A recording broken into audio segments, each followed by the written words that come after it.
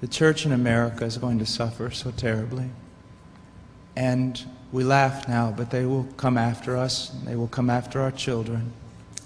They will close the net around us while we are playing soccer mom and soccer dad, while we are arguing over so many little things and mesmerized by so many trinkets.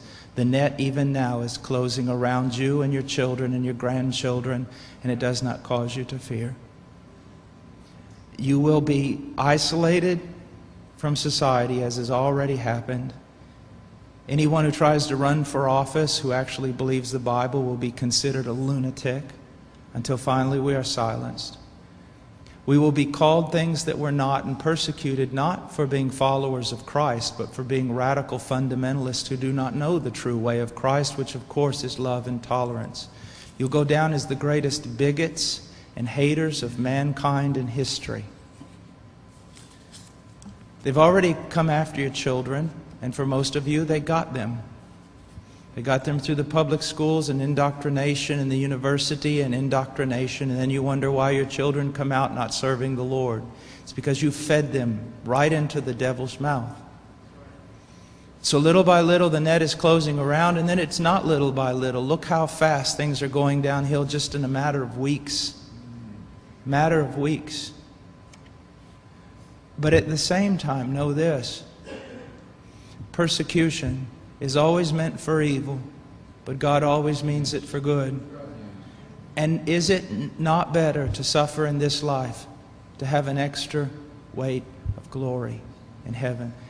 You must settle this in your mind. This is the one thing I want to say over and over.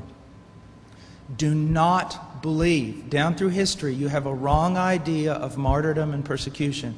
You think that these men were persecuted and martyred for their sincere faith in Jesus Christ. That was the real reason, but no one heard that publicly.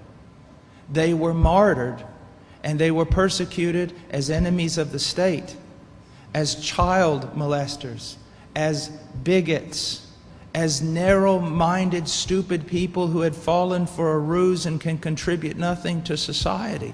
Your suffering will not be noble.